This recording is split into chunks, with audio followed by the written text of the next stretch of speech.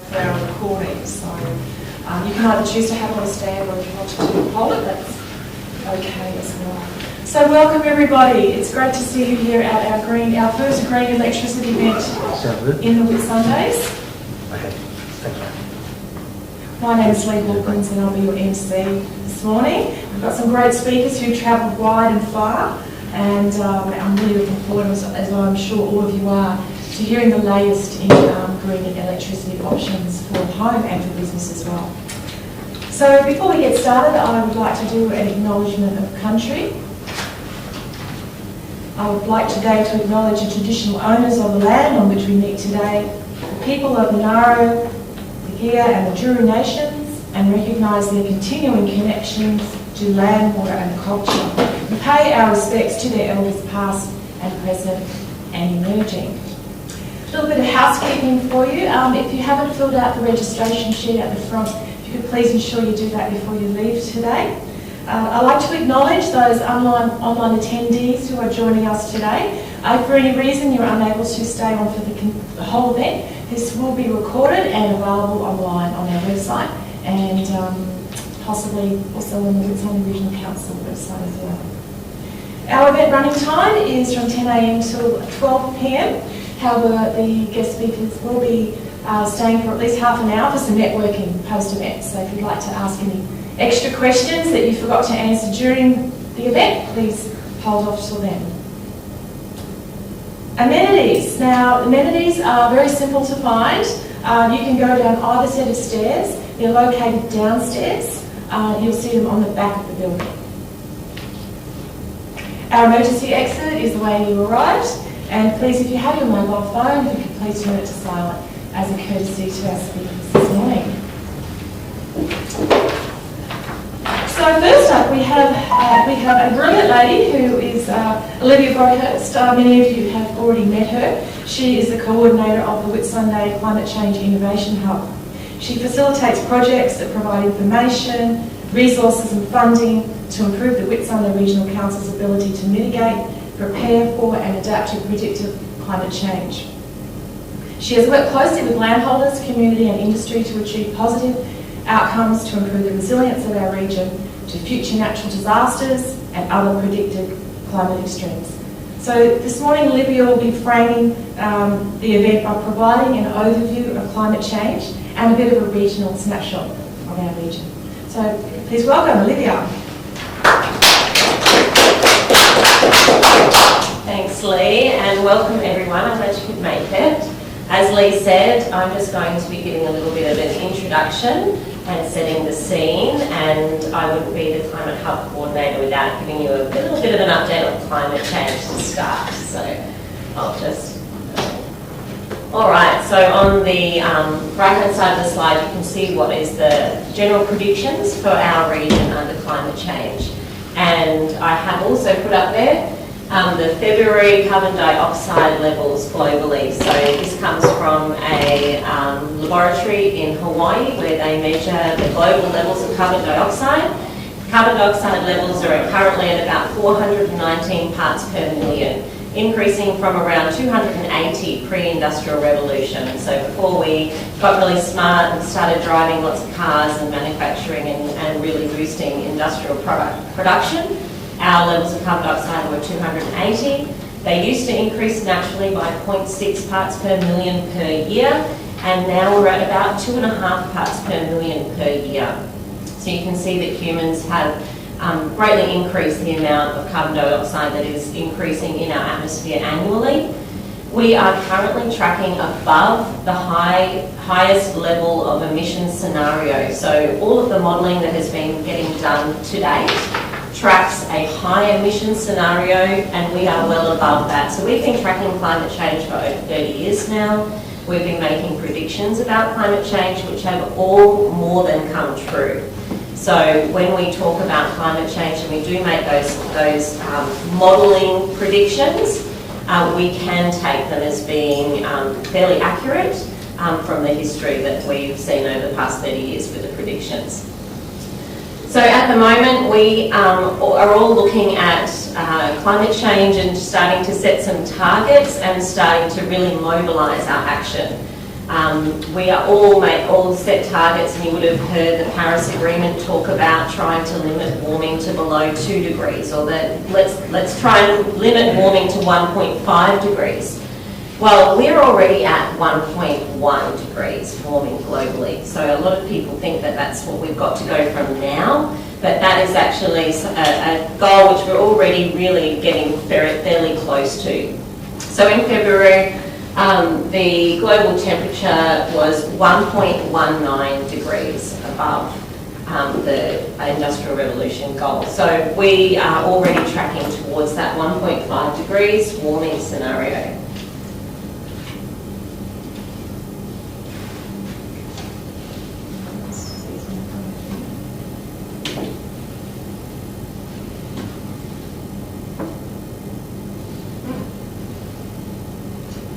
So I suppose I can add then one point I missed on that slide, we're frozen on it, is that with the current emissions scenario as it is now, we will be tracking at a 2.8 degrees warming by 2050 and close to 5 degrees by 2100. So if we keep going the way we're going to well overshoot our 1.5 degree target. And I have put here on the right a little diagram about what that means. And for us here in this region, obviously there's massive impacts for all of our industries and economies, natural disaster impacts and agricultural impacts, but the biggest one is probably going to be the reef. So the reef we call the canary for climate change. The biggest threat to the reef is climate change. You might have heard we're going through a large marine heatwave event at the moment, and the Marine Park Authority are out there mapping at the moment what the coral bleaching extent is like. And it is looking like it's quite a severe bleaching event. So what that means is the water has heated up to a certain temperature in which the corals are all under stress and they've all expelled their symbiotic algae. If that algae does not return within 40 days, and that would happen normally under a scenario where a storm event comes through and cools down the water, if that does not happen within 40 days, then those corals will die. So at the moment they're under high stress, and we're hoping that we'll get that cooling come so that they don't all actually die from the bleaching event. So we'll wait and see about that. But you can see here that if we hit the 1.5 degree warming, 90% of our corals are at risk. So we might see a few species survive, some of the cooler water species, deeper water species, some of them might survive. But we're going to lose majority of our biodiversity on the reef, and the reef will look completely different as it is now. But if we head towards 2 degrees, we're at 98%. So we're even squeezing out those corals that have that are more adapted to higher temperatures. Next. All right. Renewable energy. So the purpose of today is to really talk about renewable energy and look at how we can tap into that renewable energy in our region and really start to change what the emissions look like in our region that are coming from electricity. So I put up here some of the ways that we can produce renewable electricity. So we've got hydroelectric power coming from dams and river water, etc. Wave and tidal energy coming from our oceans. Solar energy coming from sunlight. Biomass, geothermal and wind energy. So I think that's quite self-explanatory. Next. Renewables are increasing, so these stats are from December 2020, so you can see there how the power in Australia is broken up. So you can see that solar power, wind power is increasing, or is at 7% of the network, and hydropower is sitting at 5%. Next. All right, so I have pulled out some statistics here from 2019 to 2020. Financial year. In that year, black coal production fell by 2%. The only reason I'm focusing on that year and not a more recent year is because the statistics are delayed in coming out. So this is the latest statistics. So black coal production fell by 2%, brown coals fell by 4%. 54% of the network was made from coal power that year, and we've started to see 24% made by renewables. We did have a brief times last year where over 50% of the grid was fueled by renewable power. So over the whole year, we're sitting at about 24% renewable, but at times it was a lot more than that. So we are seeing some shifts happening. We have seen the Australian Capital Territory refueled by 100% renewable power last year, so they were the first state or territory to reach that goal. And Queensland goal is to hit that by 2030. 50% by 2030 is Queensland's goal. I've just put one last slide up here to show the diversity and the scale of some of the investment at the moment into renewable technologies and also into the battery storage. So trying to capture the production from these projects and enable it to be used and tapped into it at different times depending on demand. So you can see that around the country there's quite a lot of different projects and a lot of investment. So there was $17 billion of investment over the years from 2017 to 2021 in renewable energy projects around the country. This is our Whitsunday emissions snapshot. So this is why we're all here, to try and look at our emissions and the Whitsunday's emissions and how we can affect those. So in our region, you can see that our municipal emissions for the year up to June 2020, again, there is a lag in the collection of the data. For that financial year was 1.1 million tonnes of carbon dioxide equivalent gases, and 54% of that came from electricity. So it is a massive part of our emissions footprint for the region, and we can all obviously do our bit to try and start to change that curve and try and bring that section of our emissions down. So that's my intro. Does anyone have any questions about anything I have mentioned? No? All right, I'll pass it on. Oh yes, if you wanted to connect with the Climate Hub, after this we have a Facebook page, we have a website, and we also have a newsletter. So you can find the link to sign up to the newsletter on our website. Thank you.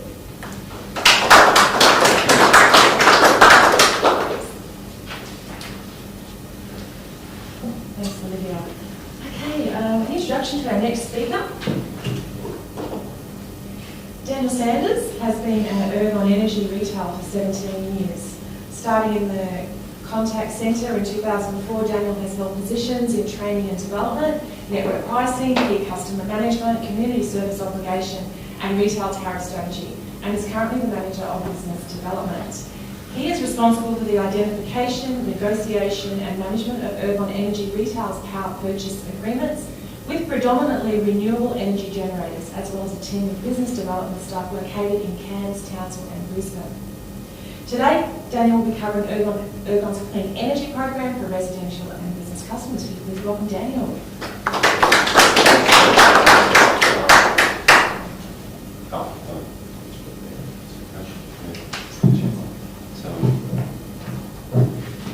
Makes me feel old when I think about having been at Ergon for 17 years. Sometimes it feels like twice that. But I thought what I might do with the presentation is I might start at a higher level first and give a bit of a brief introduction to Energy Queensland, so the holding company of Ergon Retail, and sort of talk a bit more about what Energy Queensland is doing more broadly in the renewable energy space. Then I'll come down and talk a bit more about what Ergon Retail is doing, and then the products we have available to our customers, both residential and commercial, and what you guys can do to contribute as part of the renewable energy push. For those interested, that's a photo of a foundry located in Maryborough, CR Mining, I think they're called now. So one of our large customers based in Maryborough. So when you think about renewable energy and where it ends up, it does end up in places like that, heavy manufacturing as well. So it's not just about houses and other sort of small entities. Places like our foundry customers are well into this as well. So, in terms of who is Energy Queensland, we were formed in 2016 as part of a merger between the distribution entities, retail entity and an energy services business that we have. It's a absolutely 100% government-owned corporation, so we are owned by the good people of Queensland effectively.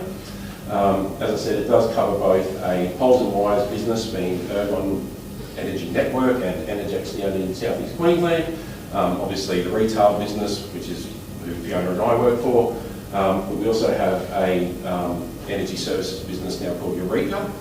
They cover a whole gamut of stuff, everything from construction and maintenance of solar farms and the like to metering, telecoms and a whole host of other things. So both Eureka and ourselves are effectively sort of unregulated businesses in that we're not managed, or our pricing isn't managed by the Australian Energy Regulator. In terms of some of the numbers, we have about 7,500 employees. That does change by the day, as you would expect. In terms of total Queensland, so when I talk Energy Queensland, I'm talking total numbers in Queensland, about 2.3 million connected customers to the Ergon and Energex networks.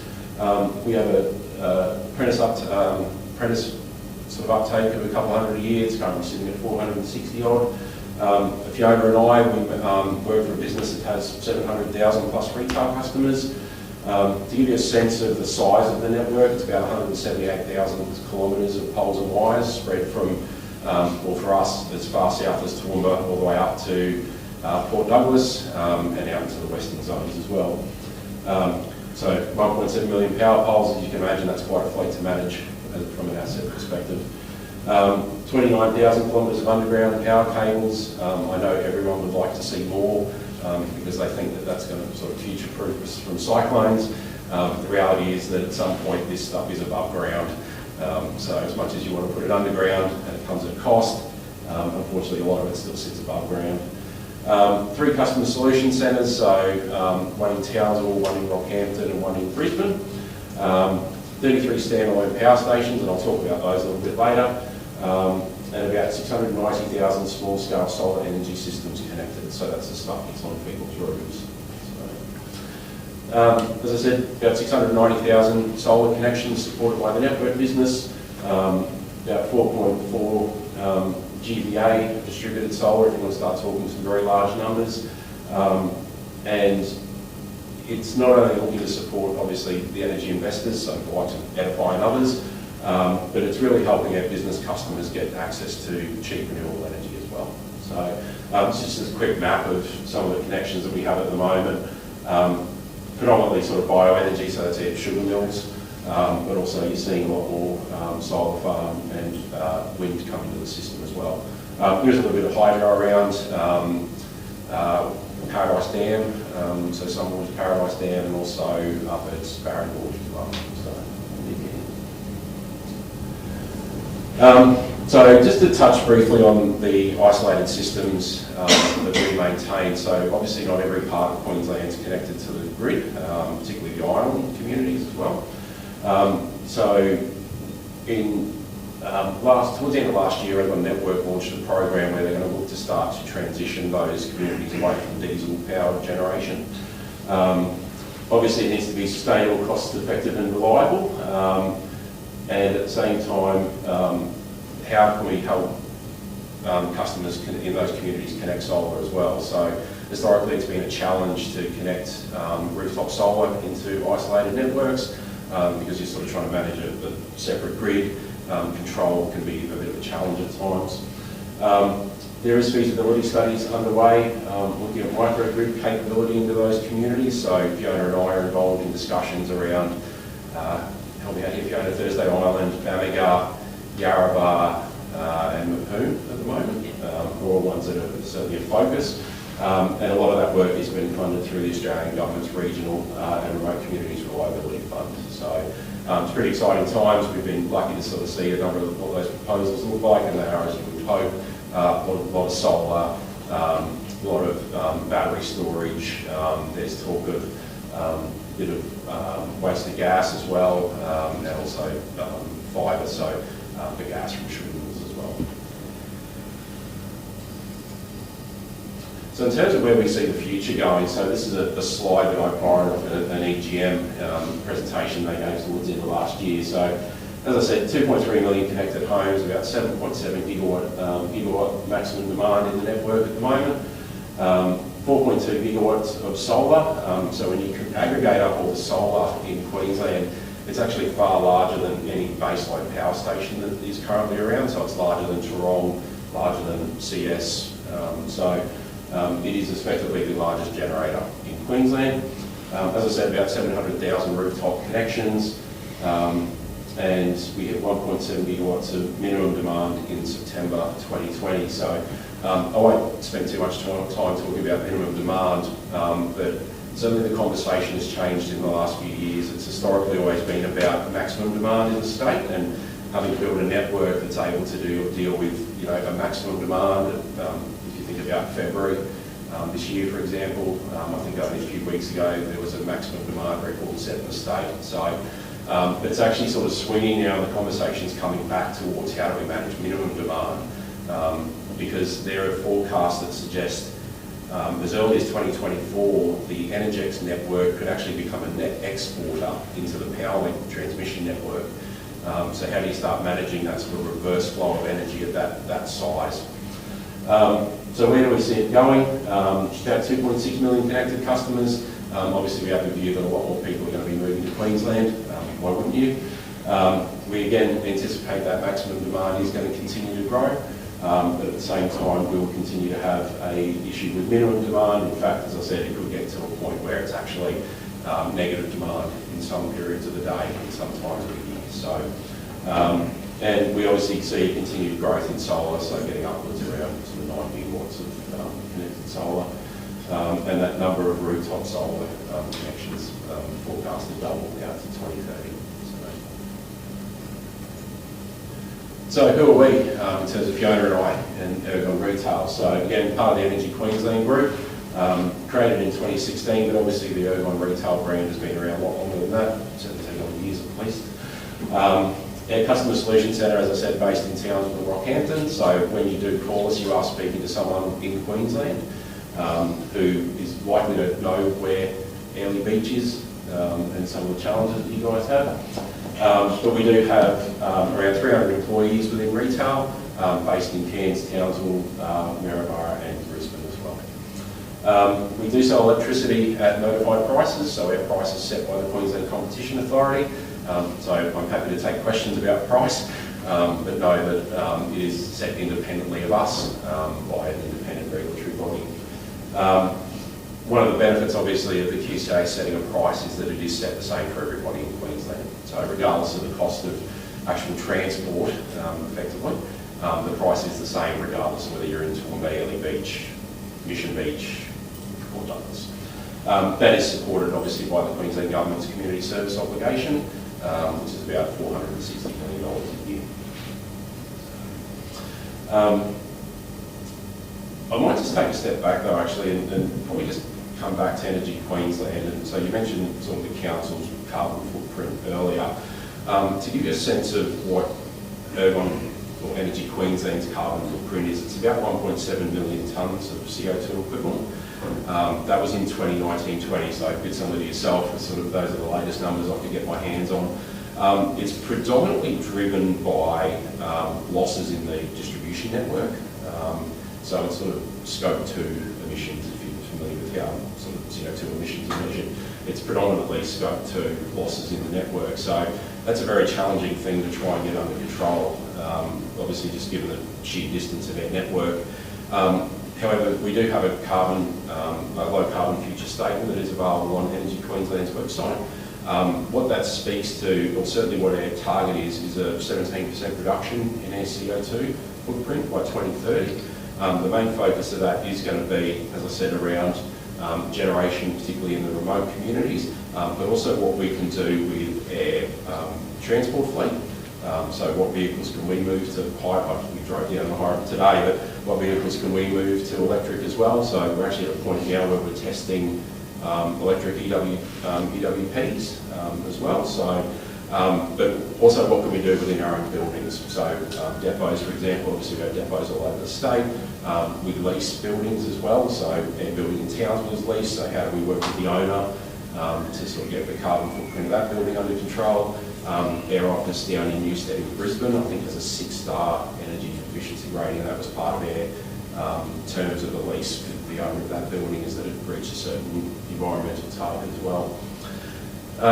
I think a little bit more closer to home, perhaps something that would be a little bit more obvious to people too, is that we have a target to replace about 200,000 mercury vapour streetlights, and that's a target we're looking at to, I think, 2025. Yeah.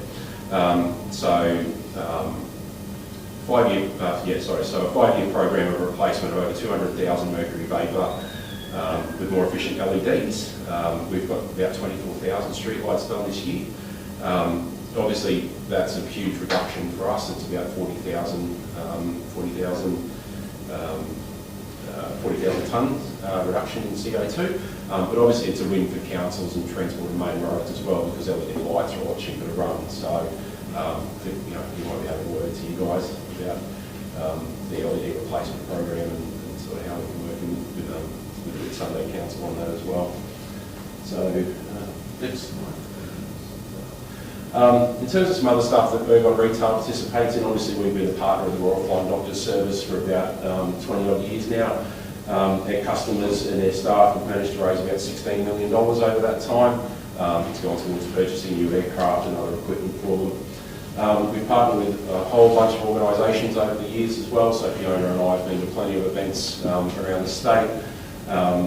And we do have a community program as well as an employee volunteer program as well. So Fiona and I can take a day or two off a year, or 2 days, 2 days off a year, where we can go and volunteer our time into an organisation that's helping the community. We also have a partnership with PowerLink and ICANN, where we've worked with those guys to support 7 North Queenslanders to become qualified financial advisors, mainly targeted at helping out their more vulnerable customers. And bringing those services into communities where they perhaps wouldn't otherwise exist. So, as I mentioned, Weekler, Cooktown, Bowen and Mount Isa. So in terms of how we support renewable energy in Queensland, we're actually one of the largest purchasers of renewable energy in Queensland. That is predominantly done through the power purchase agreements that we have. Those power purchase agreements really have supported a couple of large projects in the last couple of years. Namely the Mount Emerald Wind Farm up on the Atherton Tablelands and the Lilydale Solar Farm just northeast of Emerald as well. Obviously, the main one for us is from biomass, so we do have agreements with most of the sugar mills in regional Queensland, and obviously it's supporting their business as well. I'm sure you guys probably know what's sort of happening in the sugar industry more than I do, but it's been certainly interesting over the years to watch what was sort of a side business of electricity generation become more to the fore for those businesses as well. And obviously that in turn has helped secure cheaper renewable energy for our customers as well.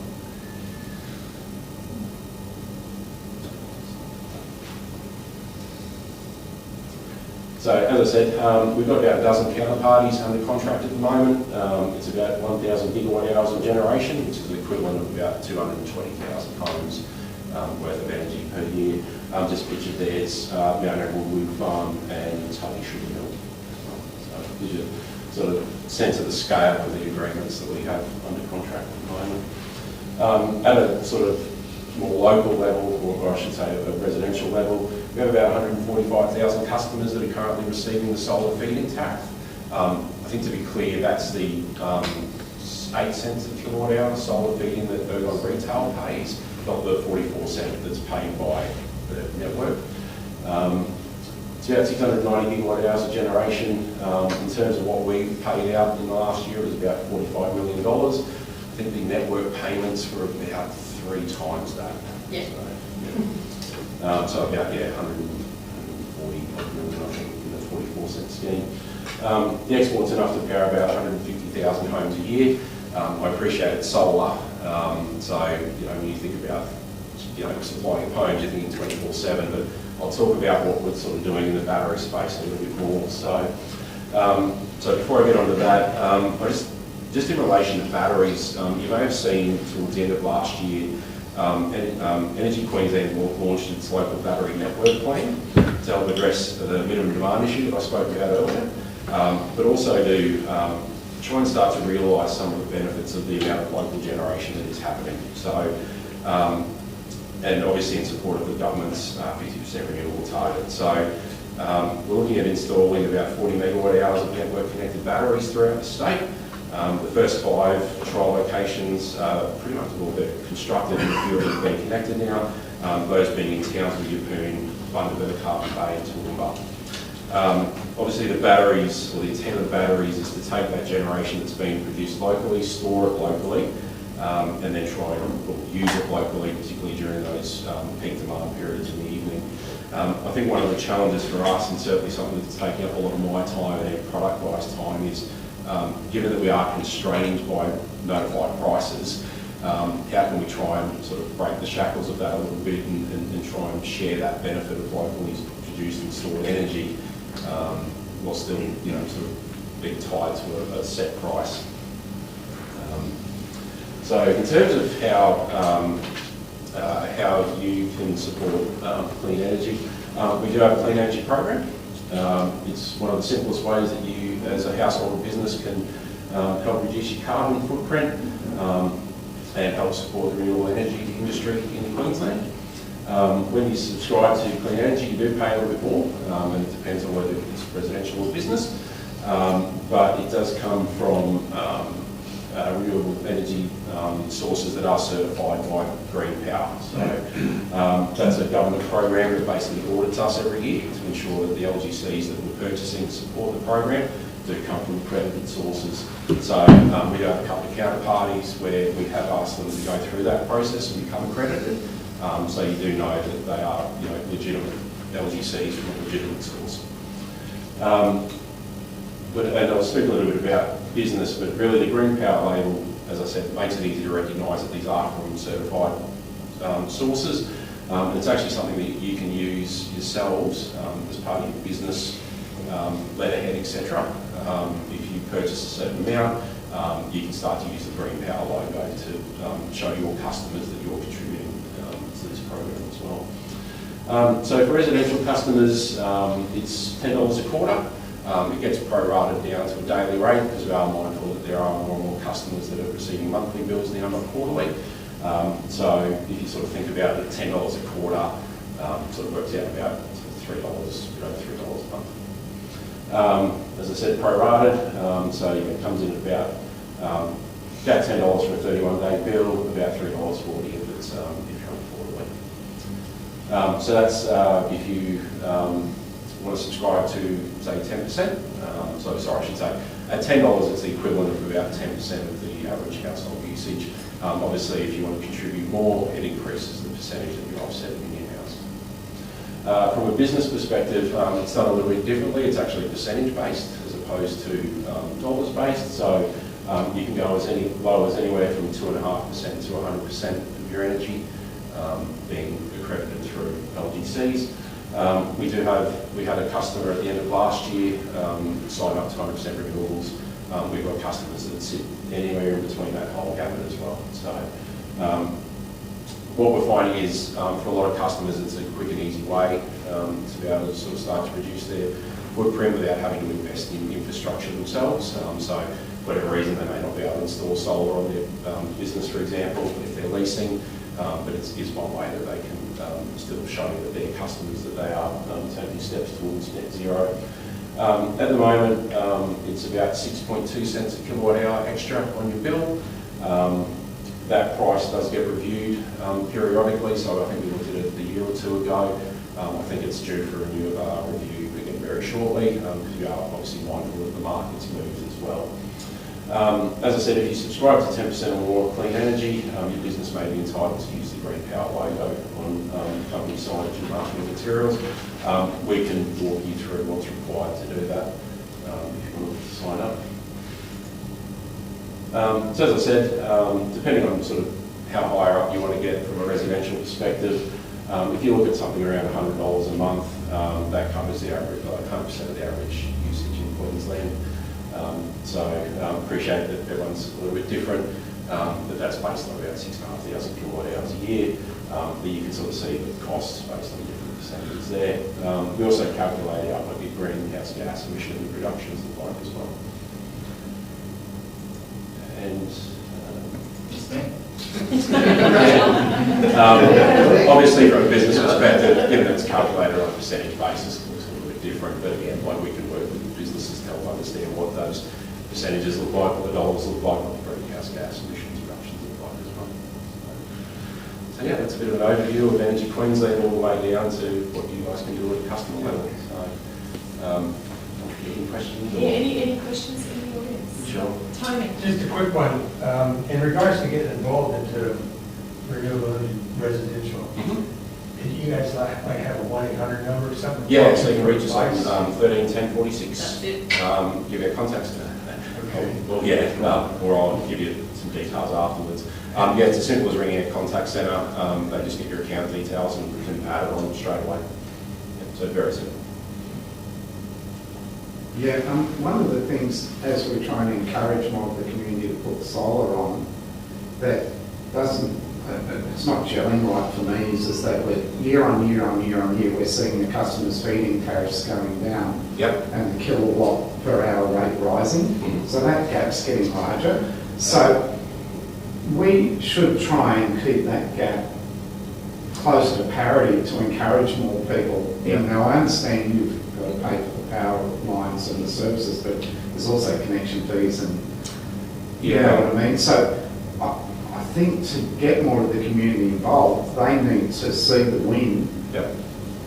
So I'm keen to understand. Yeah, so position on that. I'm not sure if you guys are aware, the Queensland Competition Authority released their draft prices for next year a couple of weeks ago. And it's a bit of a double-edged sword because they're actually forecasting increased costs onto your bill. So I think that it's about 4% increase for residential customers. On the flip side of that, the way that they calculate the feed-in tariff, so again, we're required by law to not only charge you a notified price, but also pay a notified feed-in tariff. So we don't set the feed-in tariff price, the QCA does. And the way in which they do that is they take a lot of the components out of your tariff 11, for example, and they actually build up a feed-in tariff price. So the double-edged sword is if you see the energy rates for tariff 11 go up, your feed-in tariff is actually going to go up as well. So keep an eye out for that. I think end of May they're due to release final prices, and I absolutely anticipate the feed-in tariff is going to go up as a consequence. Oh, that's the first. Yeah, it has been coming down the last couple of years, but that again is a consequence of the notified prices. I mean, the interesting thing is that I know with my bill at home, you just don't get any notification on what's this, and Jesus, look how feeding's gone down. Yeah. Do you know what I mean? It's like, yeah. And I want, we want to encourage our community to embrace it, and fair enough subsidies up front, but I think part of the equation is the ongoing, at least perception that it's good value. Yeah, I don't have the numbers here, but what we've seen in the last 2 years, and the assumption is it's very much COVID driven because people weren't going on holidays and sort of investing the money elsewhere. There's been an explosion of solar PV being installed in Queensland in the last 2 years, like far beyond anything even the Australian Energy Market Operator was forecasting. So those poor guys have had step change forecasts that they just had to throw out the window and start again. So it's been enormous. And people are making those decisions for their own reasons. Certainly feed-in tariff is one of them.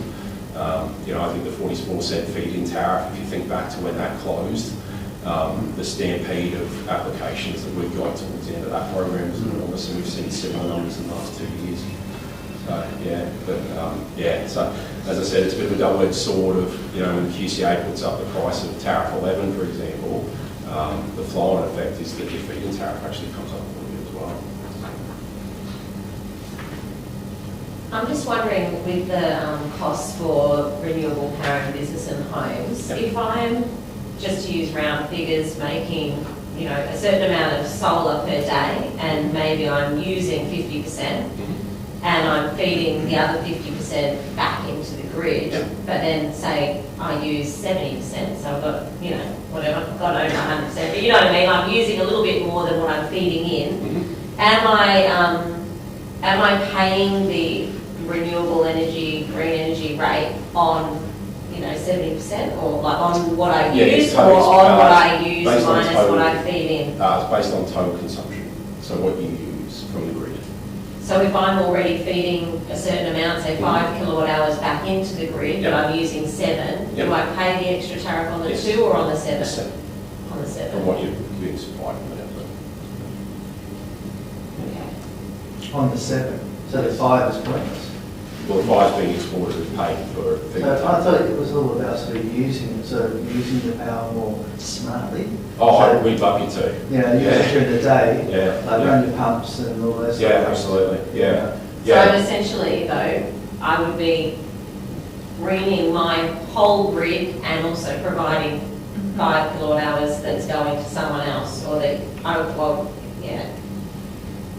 Yeah. way overshooting my emissions reduction for my. Yeah, and I think that's been a big challenge in the last Yeah. couple of years, particularly is around sizing of systems, right? And I'll let the other guys sort of speak to that, but you know, yes, we are seeing an increase in export. Yes, it's causing us issues from a network perspective around minimum demand.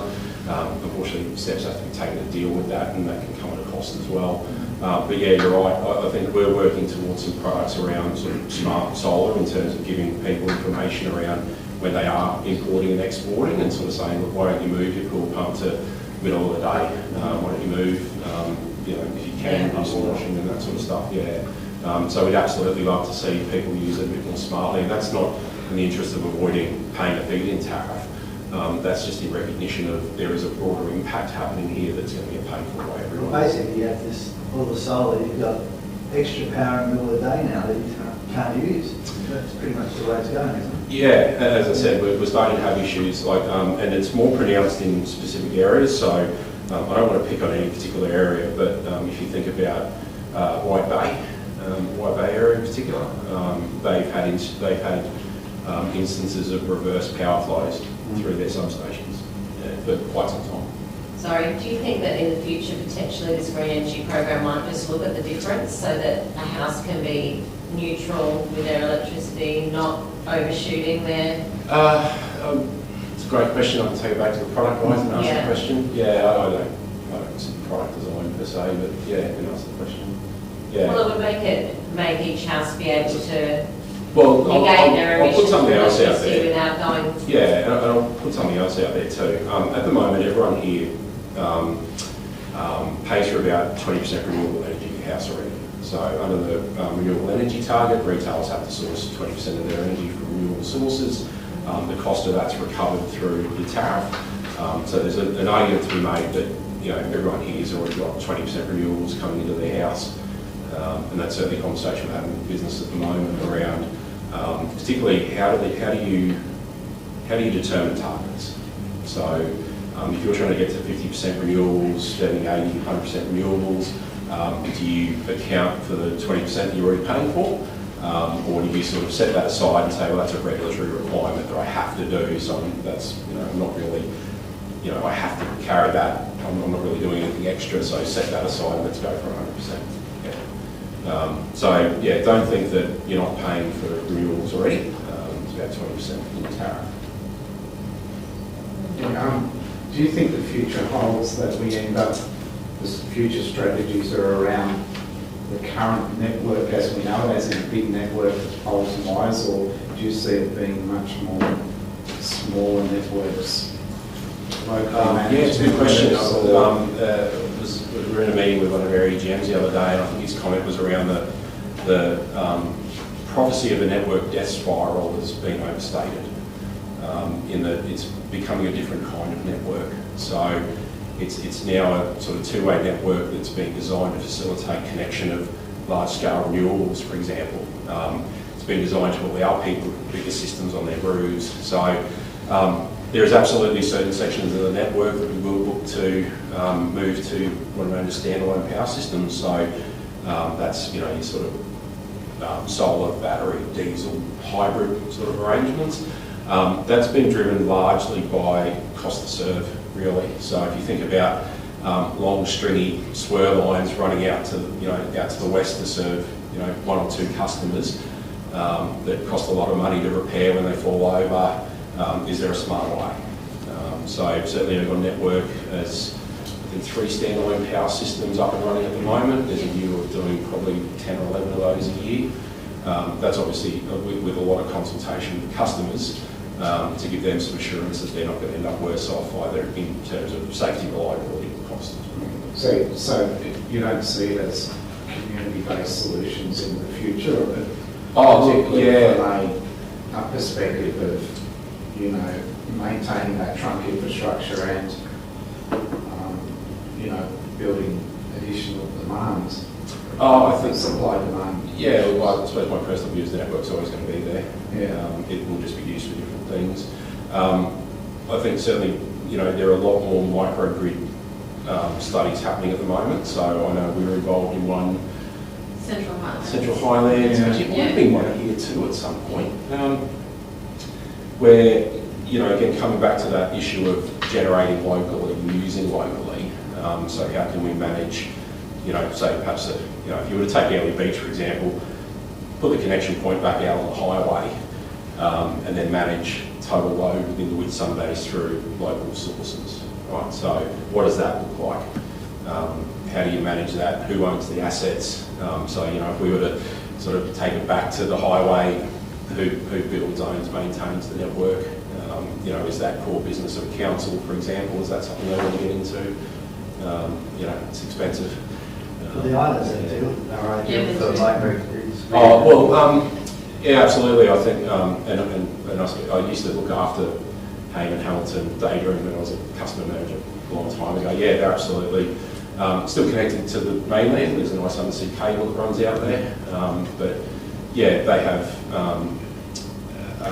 challenges of their own to deal with. I remember 10 years ago we were talking to Hayman about, Hamilton, apologies, about how could they allow their residents to connect solar. I work there, and that's Yeah. my biggest issue. You know, Yeah. Basically, they just say no, because if they do it, you got to power the whole place. It's like, Yeah. I must admit, I never kept track of it, truth be told, and so the conversation kicked off right towards the tail end of me in that role. But yeah, they were grappling with, you know, how do they manage a network, and have all this sort of, you know, extra if they have to. yeah, coming in. How do you like? And so again, similar issue that we have, but just trying to be managed by a sort of private enterprise, effectively. So they would be, that's your isolated network strategy, working on those solutions for regional areas. So Yep. did you say Yeppoon is what working on? Mutpoon. Mutpoon. Mutpoon. Yeah. Not in the cave. Yeah. Okay. No, we're not going into any. Not Yeppoon. We're putting a battery in it. Yeppoon's Yeah. manufacturing, yeah, Yeah. okay. All right. Yeah. Look, the locations were chosen based on penetration of renewables. So where there was a lot of solar, where we were seeing instances of minimum demand issues. So yeah. There is a view of rolling out a lot more. I think we've just started with 5 to understand how do you make them work. Just quick, going back to what you said before around 20% is already built into the tariff and what have you. I had a small stint of energy a long time ago, and one of the debates we sort of had was when selling grey power, did you need to sell 100%, or could you take the average of what was on the network and sell based on that, making assumptions? So I was in WA, so when it was a bit over 28, about 28%, Yeah. and so we started selling product based on Total generation. total generation, network. rather than selling Yeah. 100%, work with commercial and residential, go, you can be confident based on these averages. So is that, a proposition we should be, like, because obviously cost is, businesses are cost sensitive and all Yeah, the rest of absolutely. it. Yeah. How do we confidently work with business so they can, have the appropriate saving but feel like they are contributing? Yeah, well, I Say think, green energy the based on- cost is absolutely an issue, right? So how do we get the green energy product price right as well? Yeah, So like when you rather have than sell more renewables- 100%, yeah. but we can make assumptions based on Yeah, the minimum 24%, I think it was. yeah. Is Yeah, that- we've been having a lot of this, Fiona and I sit in the wholesale markets team within Urban Retail, so obviously we have our trading team sort of sitting right next to us, and there's been a lot of debate lately around have we got that price right, for example. But what we're seeing too is the price of LGCs has remained, and the FI guys might be able to comment on this too, but the price of LGCs has remained quite buoyant in the last couple of years. It's actually a lot higher than the forecast because the RET scheme's full. And that's come about primarily by voluntary surrender by corporates that are trying to get targets themselves, right? So they're in the market buying LGCs to surrender to indicate to their investors, shareholders and the like that they're playing a role here too. So you're right, how do you, you sort of had a slide up earlier around the percentage of renewables into the grid. how can you account for that more broadly in your product? Mm. It's fun times. It's yeah, like Yeah. you don't spend 17 years in a boring job.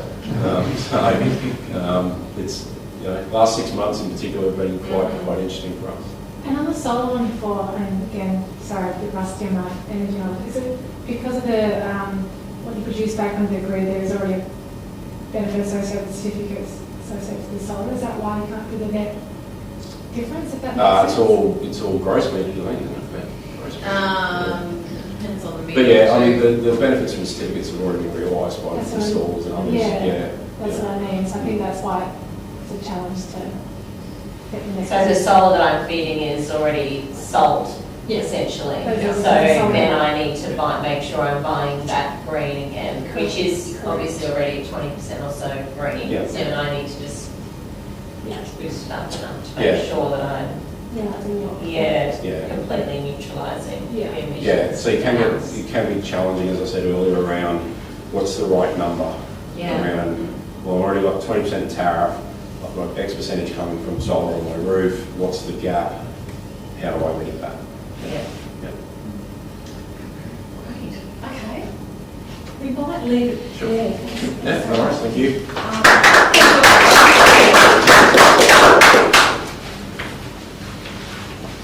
Sorry, I'm going to set you up. If you have any questions later, we will be working back to our course. Thank you so much. So, introducing our next speaker is Manas Chaudhary. He has 10 years of experience in the renewable energy industry across engineering, energy trading and market management roles.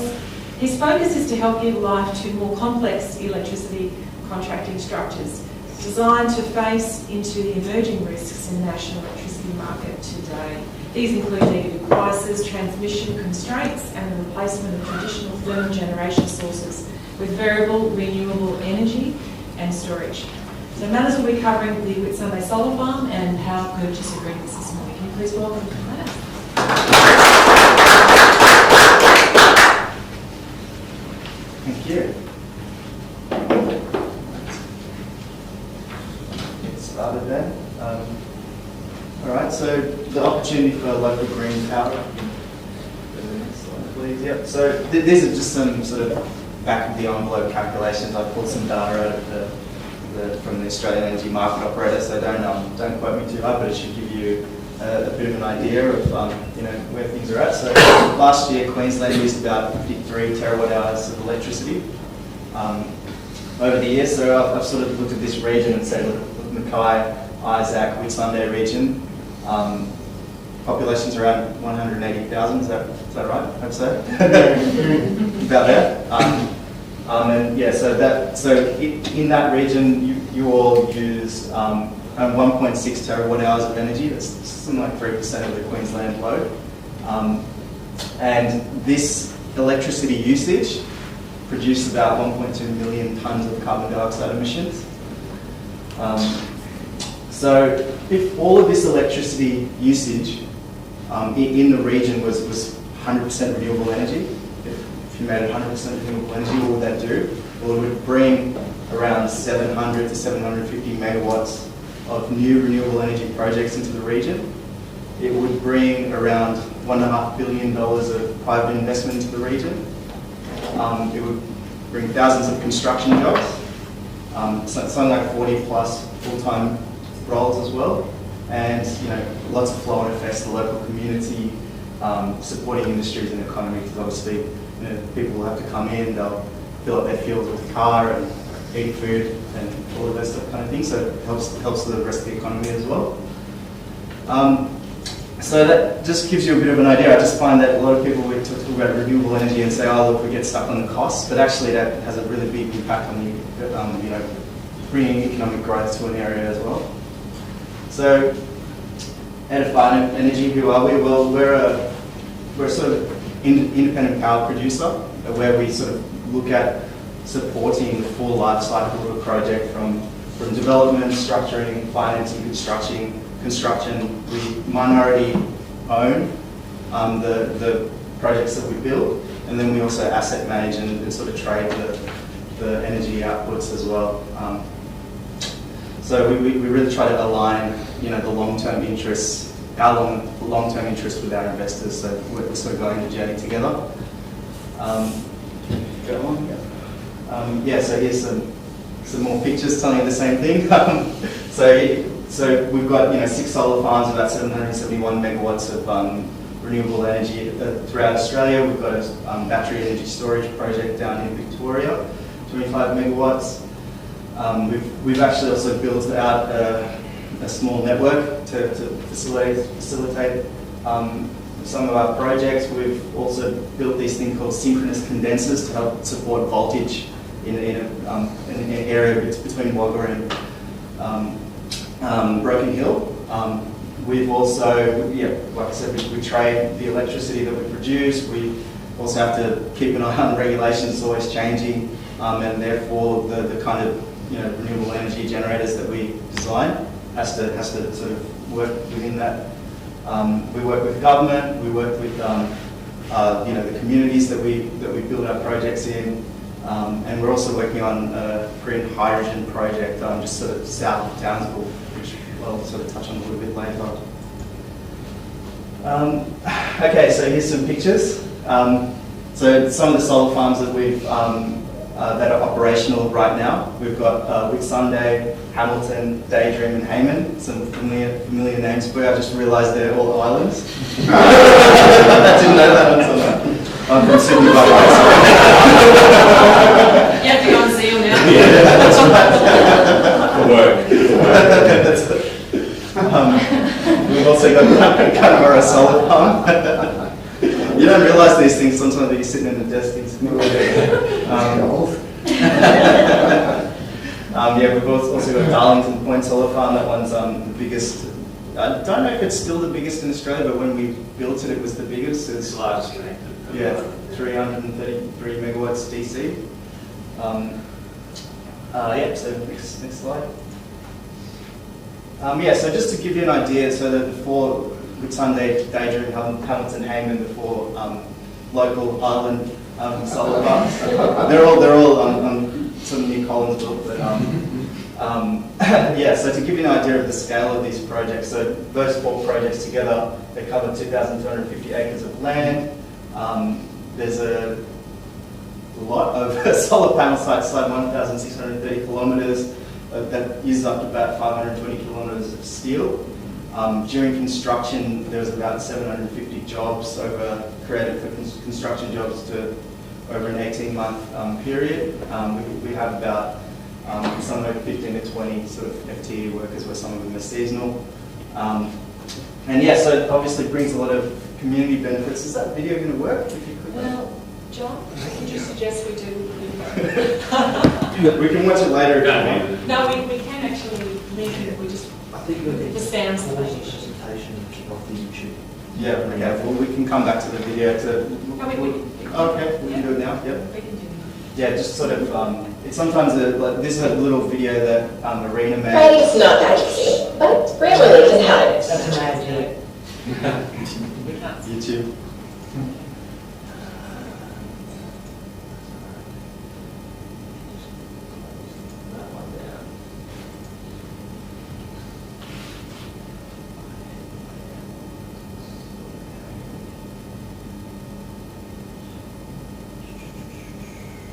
What's on the screen now? Yeah, just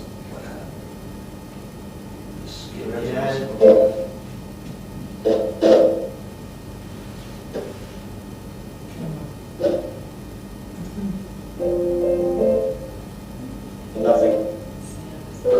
the internet's closed, it's brief. Yeah, it sounds. That's right. Shall we cancel? Yeah, maybe if it's not going to work, that's right.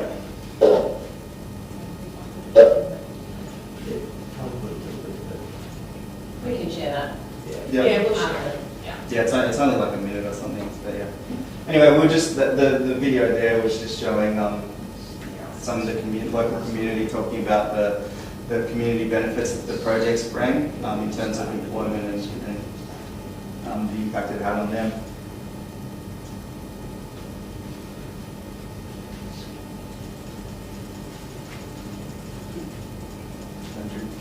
It's not important. Yeah, that's what it says. That's what it is. Yeah. All right. Yeah, let's keep on, shall we? Okay, so those were our operational projects. So we've also got quite a few sort of local Queensland projects within our pipeline that we're looking to sort of get to financial close and then construct. So I won't go through these in too much detail here, but we've got the Lansdowne Eco-Industrial Precinct project, which has the hydrogen, green hydrogen facility within it, which is powered by Majors Creek Solar Power Station, 250 megawatt solar farm with about 250 megawatt 4-hour battery. Smoky Creek Solar Power Station, which is further south, just north of Biella there, 200 megawatt solar farm, and Crush Creek Energy Storage System, which is a big battery, 100 megawatt 4-hour battery, just close to Collinsville. Yep. So let's continue. Yep. So here's a bit of a map. So that's the Majors Creek Solar Power Station. Lansdowne, you need to run up to say Lansdowne Eco-Industrial I was Precinct. going to say, LEAP is a nice little short version of that because the council talked about it a lot. So. Anyway, so that's that one, Crush Creek Energy Best, that's the local large battery energy storage facility, and then Smoky Creek down there in the south next to Callide Power Station, coal power station here. Yeah, keep going. So here's a little bit more sort of data, information about the LEIP, which probably be sharing the slides with others if you like. Happy for the slides to be shared. You can sort of go through a bit more detail if you like. But essentially, yes, this is the Lansdowne Eco-Industrial Precinct. Inside of that, we've got the Majors Creek Solar Power Stations, which we intend to build a network out for, which would give renewable energy to the precinct. And then inside of that, we've got development approval to build up to a 1 gigawatt green hydrogen facility. So to use the electricity that we produce from the solar farm and produce green hydrogen. Inside of that facility, we've also got interest from a number of advanced manufacturing facilities that wanted to use their green electricity to produce minerals and other advanced manufacturing. So continue on. So here's a little bit more of a story about that. There's some 11,000 new jobs if we can build all of this. A lot of investment into the area, innovation and sustainable electricity generation. And yeah, there's a picture of our edified hydrogen tanker, what we're aiming for there. So I'll leave that there. You guys can sort of look through that with more detail if you're interested. So what are the options? So we'll come back to sort of power purchase agreements, which we've touched on a little bit already today. But just starting with the basics, like what is a power purchase agreement? Well, and I suppose how do they work? So first of all, when you buy a power purchase agreement, electricity is still physically supplied to customers through the National Electricity Market transmission system. So what is that? Well, the National Electricity Market is a transmission system that connects Queensland to New South Wales to Victoria, South Australia and Tasmania. There's some big undersea cables there, and that allows customers and loads to be actually separated. They're all just physically connected to the same system. So when you buy a power purchase agreement, it's actually just a financial contract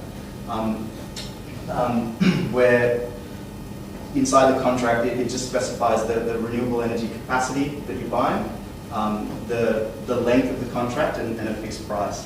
But you're still getting electricity physically from the power system, from the net. So what do they do? Well, PPAs bring certainty to both buyers and sellers in terms of price. And there's an important distinction to make with PPAs because you can actually buy PPAs from either operational projects, but if you do that, you've got to remember that the project's already operating. You're not actually reducing emissions in any way. You're not producing any extra renewable energy. Another type of PPA will actually help underwrite financing for a new renewable energy project, and that actually will bring new investment into the area, bring jobs into the community, and guess what? You bring CO2 emissions down as well. So when buying a PPA, you can actually sort of specify, okay, do you want your PPA from an operational project, or do you want it from a new, new renewable energy project? So some other sort of considerations, some basic thoughts that you have. So size, the bigger the better for large-scale projects, and the reason that is it helps to achieve the lowest financing costs, and that for the project, and that gets passed on to the customer.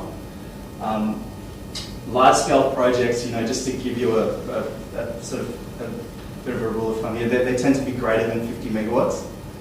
You'll get some that are a little bit smaller than that, but really they tend to be greater than 50 megawatts. So to get to that kind of load, you probably need a consortium of some sort of businesses and potentially local councils working together to aggregate their load to get to that size. In terms of tenor, the longer duration, longer term contracts work best, again, because that helps to secure the lowest financing cost for the project, and that gets pushed on to the buyer, to the customer. So those are some of the basics. Now, in terms of risks, like I said earlier, the physical delivery of electricity comes from the national electricity market, from the power system. So you're not wholly dependent on the project always supplying power, which most of the time it will, but you will actually have the physical grid to be able to support you, and that also brings a lot more security and reliability. It's set up to manage sort of voltage and frequency and constraints in the system so that it's reliably supplying power to you at all times. Now, there has been some instances in North Queensland where because of the nature of the grid here, it's just a long, stringy sort of connection to the rest of the power system. There's been times when it's been separated from the rest of the system, and so to that extent, the more you can have local, renewable, dispatchable power here locally, the more it helps you to sort of keep the lights on locally, basically. So that's when that's where batteries become really important. Because they can help really support that system when you have large disturbances that might disconnect you from the rest of the power system. Okay, so how do we? So that's sort of the physical stuff. Then in terms of managing the financial risks, when you're buying a PPA, your retailers like Ergon over here can sort of help you, if you can come together as a consortium, aggregate enough load, the retailers can help you sort of work out which contracts are best for you. There's also sort of energy brokers and consultants that can advise you on which contract structure is best. So we'll continue on there. So I've got some stuff here about different types of power purchase agreements. I won't go into too much detail. I guess I've given you the information here. You can sort of look at it if you want later. But essentially, there's two types. There's a virtual PPA and a sleep PPA. We'll continue on, please. Yep. So here's some more pictures to confuse the crap out of you.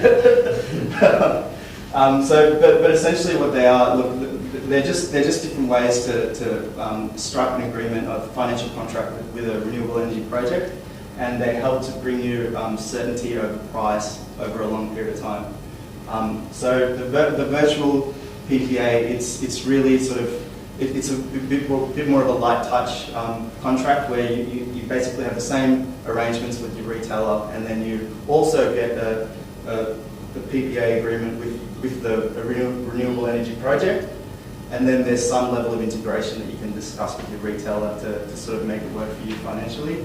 A sleeved arrangement, actually we can skip and we'll go to the next one again. A sleeved arrangement works a little bit differently, where it says, okay, well, if you sort of imagine you've got the solar farm output, physical output, and you've bought your retail contract, let's just pretend it's a flat load that you have.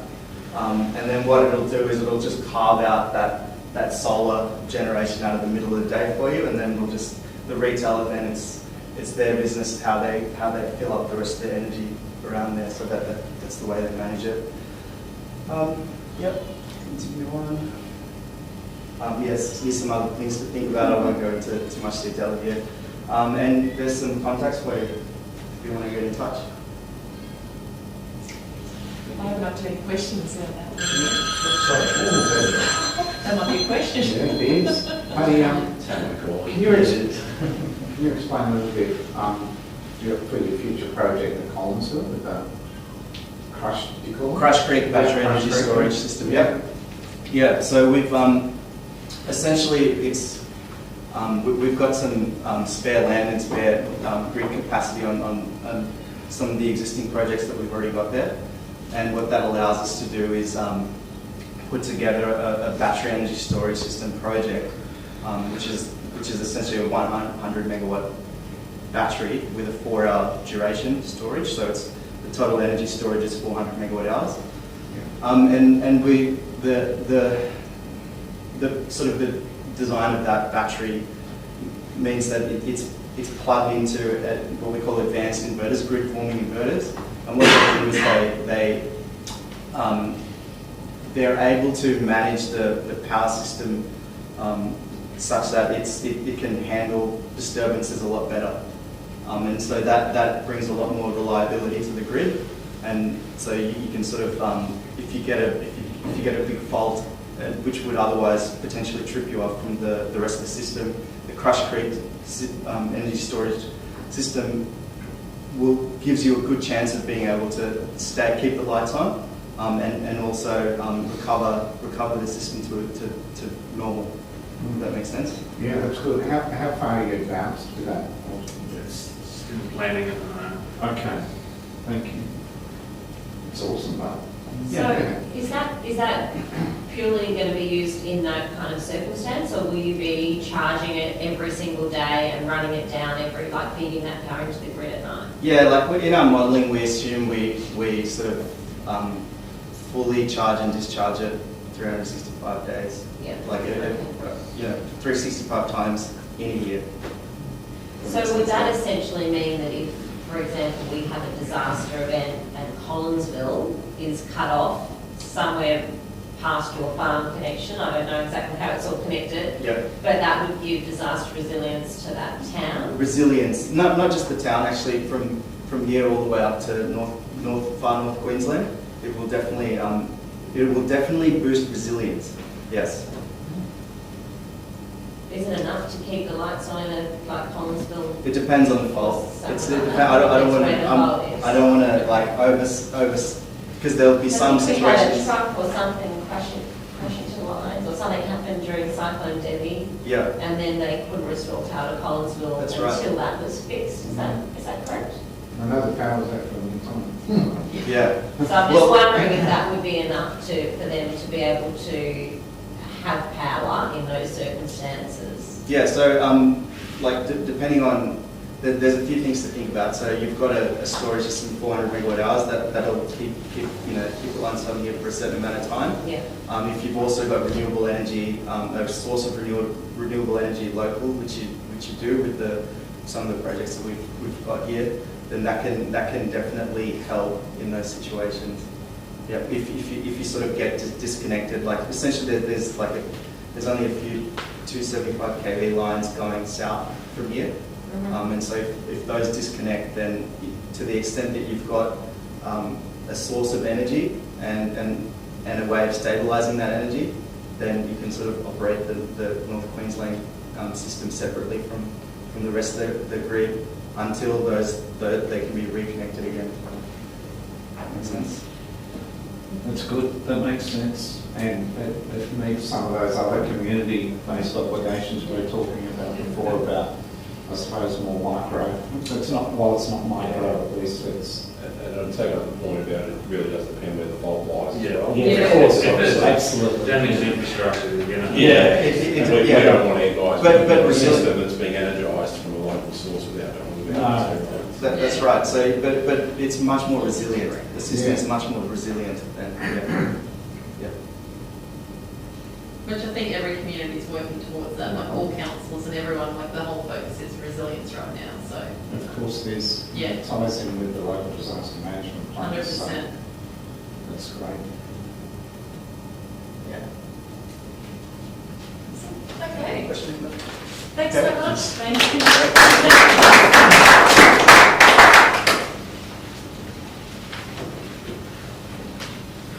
I just wanted to acknowledge we do have some online, quite a substantial number of online viewers.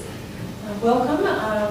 We're actually going to be I'll be introducing our third and final speaker for this morning. So, Con Flatty is the Director of Green Energy Technologies, the number 3 solar company in Queensland.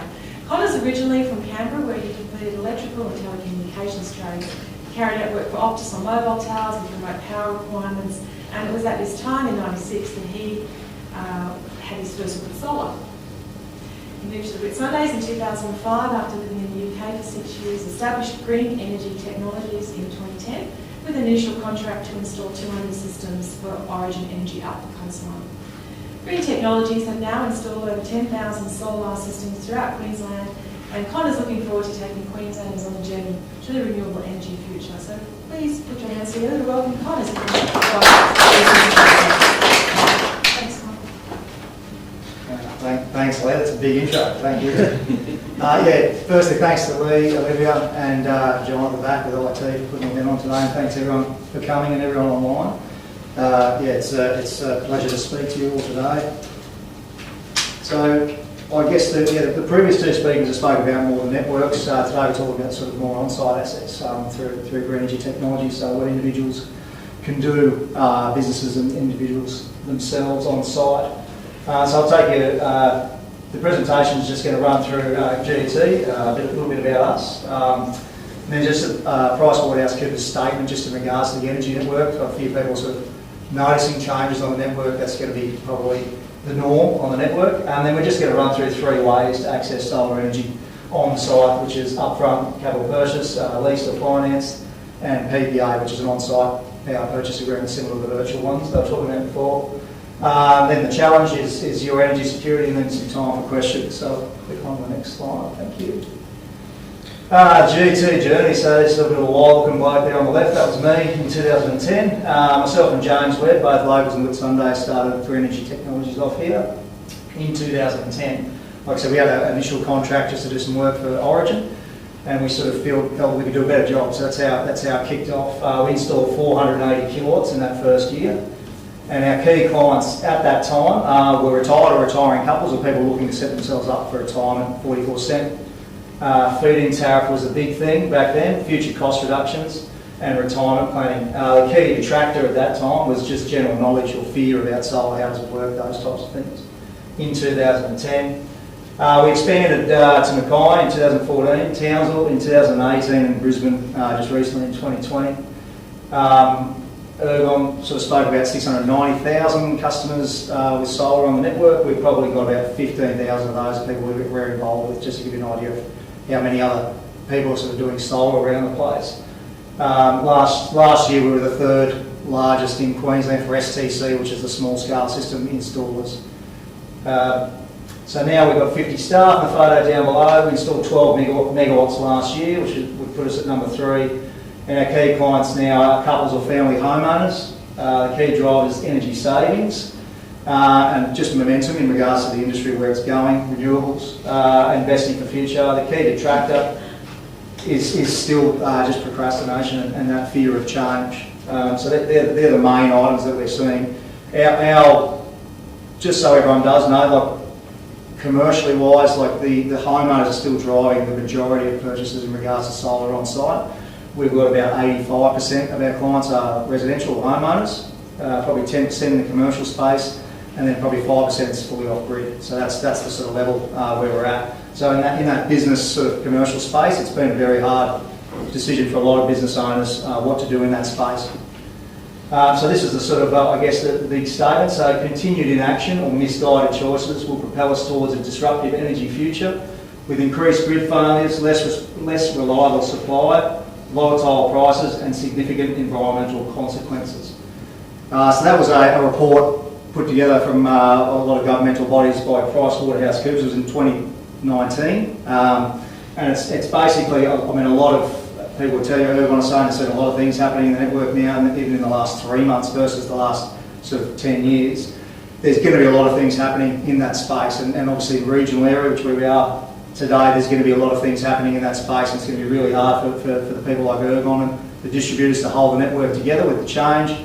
Lots of renewables coming onto the grid, so there's going to be a lot of change, and there's going to be a lot of risk for individuals and network holders to hold it all together. So there's definitely a big education that's going to have to happen for everybody to understand the change and what's going on. So what we've seen for probably 50 years, just getting a power bill and the price comes in, there's going to be a lot of movement in that space. So there's definitely some change on the way. Little flick across. So that's my big fear, gets you all sort of riled up about it. I'll flick it across. So why solar energy and renewables? So the main reason people are working with us, I guess, with on-site solar and renewables. Risk is staying with the norm. So grid failures has been a big one up in northern Queensland, and obviously like edge of grid and things like that. Volatile pricing, which has been pretty steady recently, to be honest. Like it did go through a number of increases, and it's dropped probably over the last 3 years, and looking to see a little bit of an increase. Reliability issues and negative environmental impacts. I mean, just so we are aware, I know this is the environmental side of things, it's actually the last reason that people come to us of those is the environmental impact. So majority of people are going with us or proceeding because of the financial benefits or the security benefits of their asset. Not saying it's not a reason, but it's the last of those for. The benefits of investing in the future, so outage protection, guaranteed pricing, greater reliability, and the environmental impacts. So the biggest thing for that, from our side, where how our business has grown, we've had to show the financial case. So we have never really effected a sale, like I said, that would keep our business going if we can't show you that the impact will be beneficial on a financial level or a security level for your business or home. So that's how our business has been set up. So it's very rare that we would be recommending a renewable asset to someone that doesn't give you a positive benefit financially and security-wise.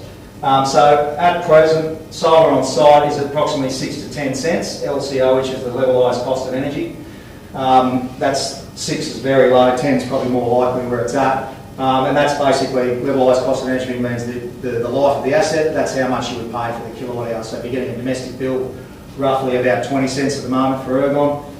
Commercial bills around 25 if you're with the tariff 20 on Ergon. So that's the sort of price you can get if you're looking at a longer term investment with an on-site asset. And approximately, like I said, 11 to 30 cents for the network retailers. So that's the space we're operating in. If you're looking for services, we're always looking to give you a better value for money for your home or business. I'll flip across to the next one.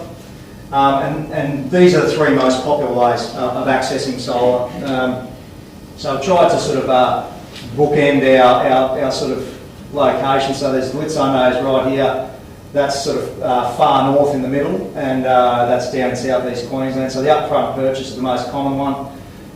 Council is sort of looking at LCO of 6 cents, but probably more likely 8 to 10 on that one. Upfront capital cost, obviously, for the general purchase, and normally the best return on investment for those. Then we have the leased or the finance scenarios. So we're generally looking at a cash positive solution, so your savings should cover the cost of your lease, if that makes sense. So you'll be ahead by anywhere from $1 to sort of 20 grand a month.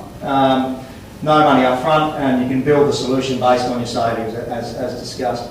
And then PPA, which we sort of touched on with the other guys there, that's an on-site asset in a PPA. So someone else would own the asset, for example, and they'd maintain it for you for a period of generally 10 years is what our most common one is. It's no cost to you at all, you're just purchasing the power that creates, generally around the 10 to 14 cent mark.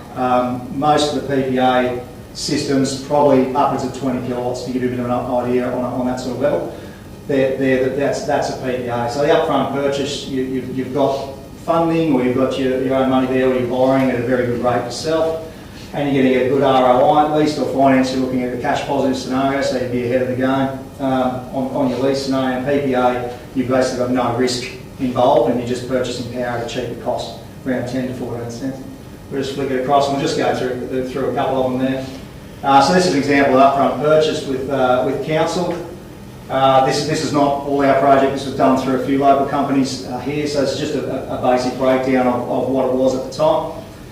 So Wichita Regional Council purchased approximately 400 kilowatts of solar across 7 sites. The savings, it was at that time, I'm not sure what the bills are at the moment, so around about $85,000 to $120,000 per year, 4 to 5 year payback at 20 to 25% ROI.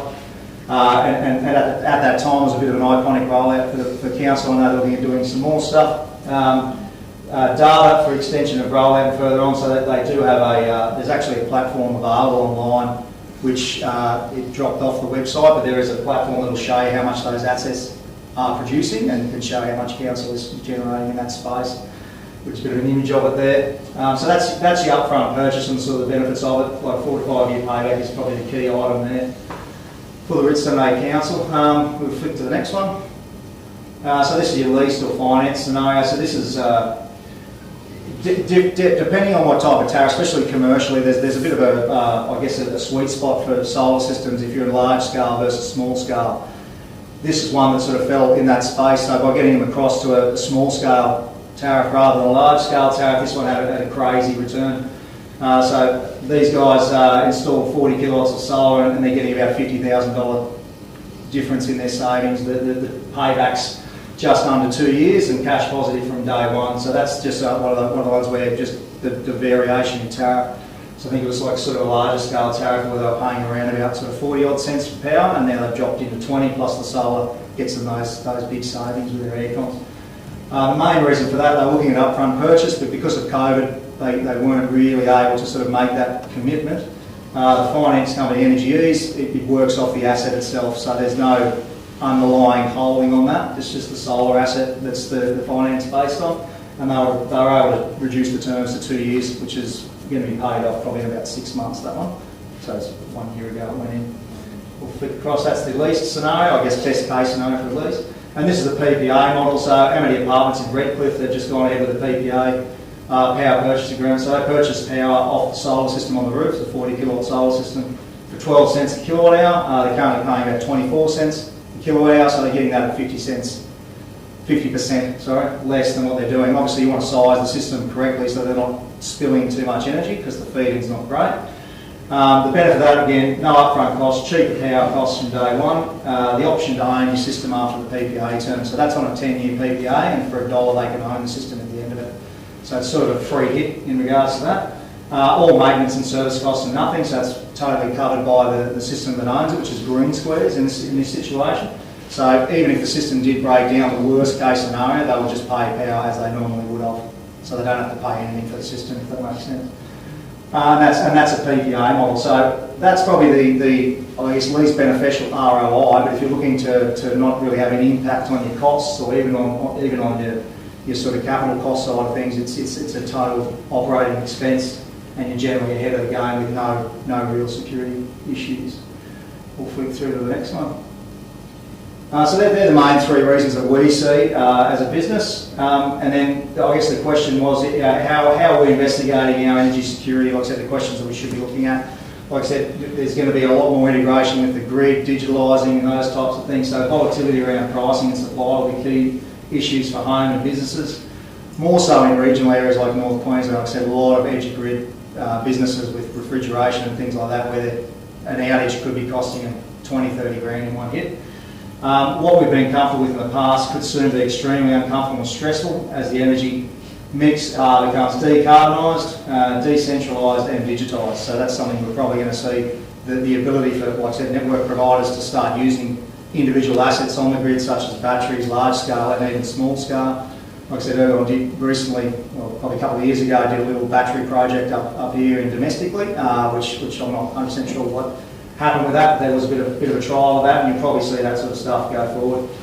So us as a company, like I said, we're committed to assisting the transition, informing and aiding locals with any decision towards that energy future, and our goal is always to do that in a cash beneficial way for yourselves, homes and businesses. We'll flick it across, and that's it. Nice and quick, last man of the day, knocked it off. Any questions? Got plenty of time, so. Yeah, I've got a question. On your PPA, Yep. did you say you're buying it at 14 cents a kilowatt hour? Yeah, anywhere from, so probably the lowest PPA we do is probably around 7 cents, and up to around about 14, 15 will be the highest. And what are we paying in our homes at the moment, 28? Probably about 20 or so. So domestically you wouldn't get many PPAs because the size of the system's probably too small. So you're looking at something around 20 kilowatts upwards. So really large home or a small business. Yeah. Is there any sort of hybrid type arrangements? For Well, PPA? where someone's already purchased and bought a system to expand it to move over to a PPA? 'Cause Yeah. So generally what happens, probably the most common way, sorry, it's probably a better way to put it, is let's say you had a 50 kilowatt system on an existing property and you wanted to put another 50 kilowatt in, but you wanted to go to PPA. Normally, the PPA would buy that 50 kilowatts back off you and sell you the energy at a reduced rate. So if it was 14 cents for the additional 50, they'd take over that 50, buy it back off you and probably sell you the total energy out of it for maybe sort of 9 cents or something like that.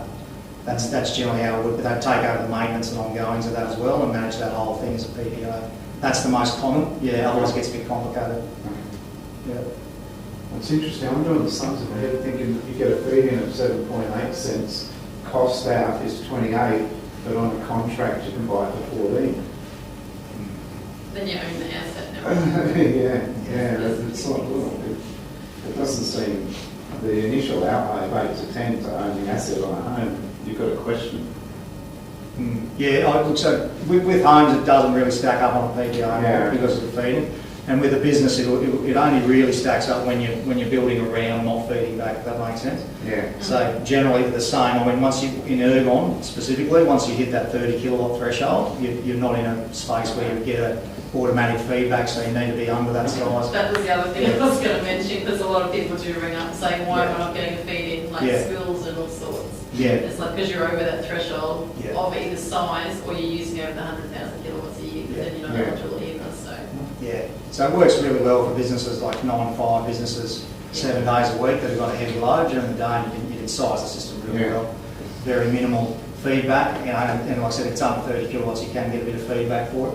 But that's generally where you're looking at is to get your bang for buck in those key areas. So maybe 50% of your bills is where you're trying to target in that space. Yeah. Do you see opportunities for like half a dozen homeowners to get together?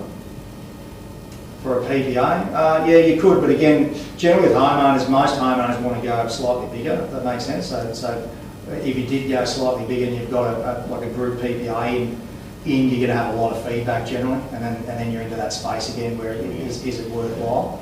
Like I said, it's definitely worthwhile if you're looking for a free hit as such, where you're not investing anything, the money stacks up and those types of things. But when you look at that, it's sort of on the edge of feedback and those types of things, it's where you could come unstuck. Because if you go too big or you're away for a couple of weeks and things like that, you end up paying more on your PPA than you might have paid on your power bill. Yeah, it's not that you can't do it, it's just a lot of work in regards to setting the loads up and those types of things. Thank you.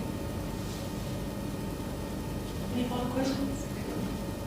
Can I make a comment? I know I'm not supposed to, probably shouldn't be plugging green energy technologies, but going back 10, 12 years, you guys installed solar on the roof, and your people ask, where's the best place to put it? Because I was supposed to look to see where the shadows were from the trees and stuff, and I said, this is it.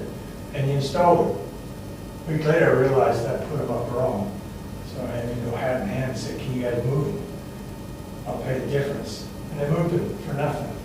That was the policy back then. Yeah. Thank you.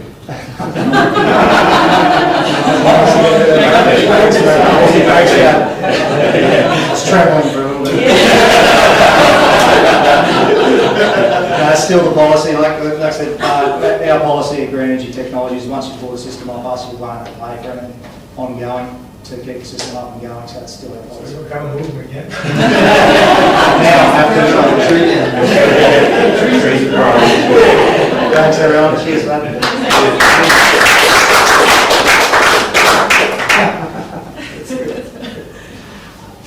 Thank you all of our speakers this morning. It's been wonderful to hear all different perspectives from the different industries. Just in regards to feedback on this morning's event, I'm just going to pop up a QR code. Actually, could you just pop up the next slide? I have a QR code that will be coming up on the screen. If you could just hover over that to the link, and would really appreciate your feedback. Some of you are probably aware that this morning's event is part of a workshop or presentation series, which is part of a project called the Whitsunday Health Cart Project. So the council is co-partnering with the Coral Sea Academy to bring the latest and the most interesting and the best information in the space of sustainability and green electricity, etc. So if you're interested in future events, we will be having several more this year, so please sign up to our newsletter so we know who you are, and we'll make sure and we'll ensure you are on our mailing list. For those people who joined us online, thank you so much. If you do have any questions, please feel free to email them through to the Climate Hub or to myself, and I'll ensure that your questions get passed on to the relevant presenter for feedback. As I mentioned earlier, there will be a recording made available. Just give us a little bit of time to do a bit of editing and cleaning up. Our intention is to upload the videos individually so that you can actually pick and choose which presentation you'd like to watch. Don't forget to sign up for our newsletter on our Hub website page. And thank you once again to our speakers, Olivia, Daniel, Manas and Con. And we'll be closing the event now formally, but we will be staying around for about half an hour for any networking. So if you've got any more burning questions, please stick around. So thank you once again, everybody.